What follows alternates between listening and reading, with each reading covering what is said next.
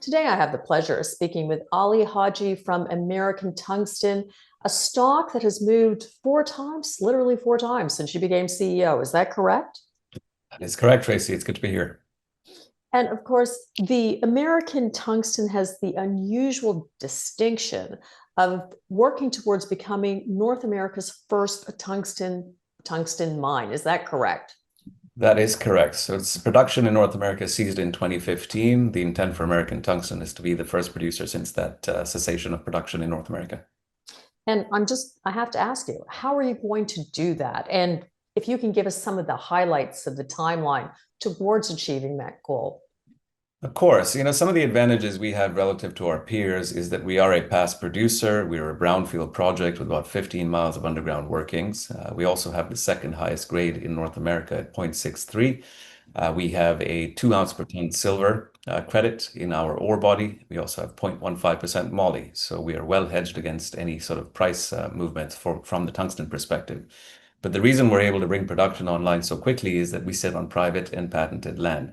With our high grade, we're able to put together a small milling operation at 500 tons per day, allowing us to supply about 8% of US demand. Given our infrastructure in place includes paved roads, high voltage power, water access rights, and again, on private patented land, we're able to get to construction here quite quickly and ultimately start to produce in the next 12 to 18 months.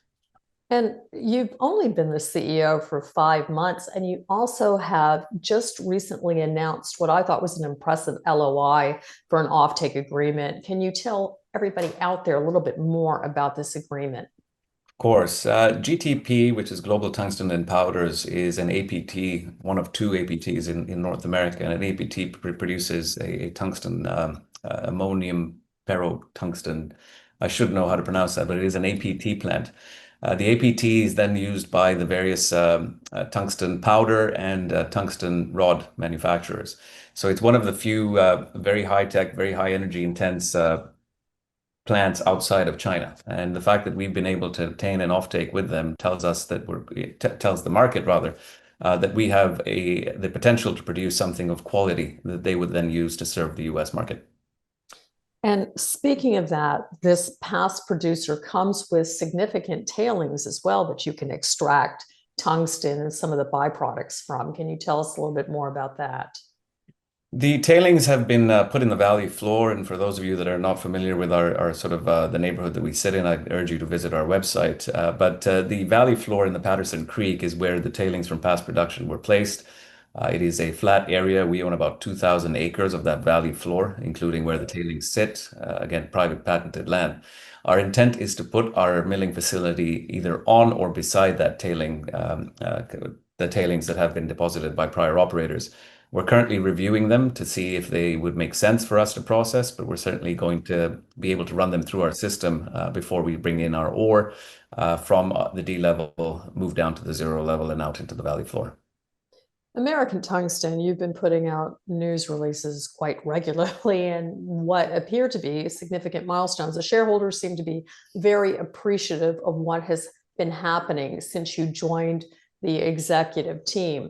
But you've also brought on some other equally impressive board members, which have reinforced your position as the CEO. Would you like to share some of those members with our audience?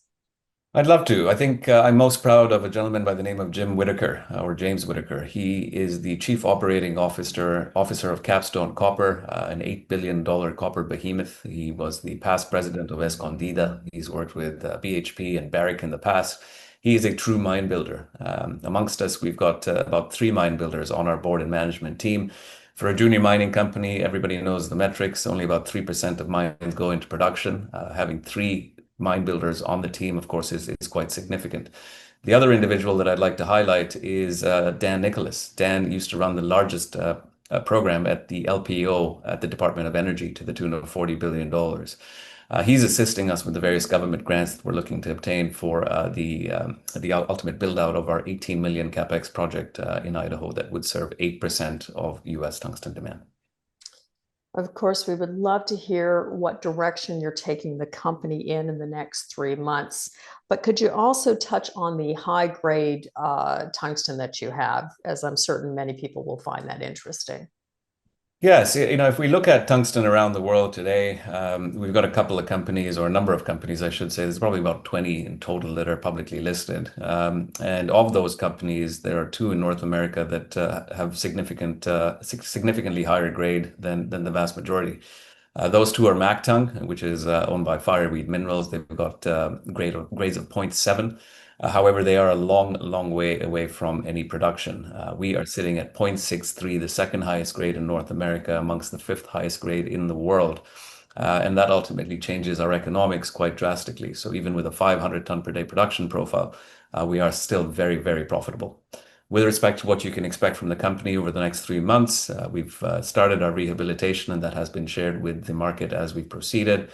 I think you will receive an update here in the coming days talking about the additional rehab work that has now been completed, and of course, gearing up for drilling. That has always been our promise to the market, that we will start to drill to validate the historical resource and come up with a renewed resource estimate in January that will ultimately drive the economics and the production plan for our company.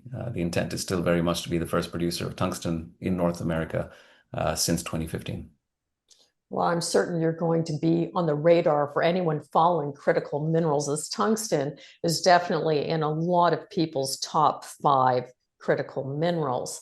And for those of you seeking more information, I urge you to go to the following American Tungsten website. Thank you, Ali. Thank you, Tracy.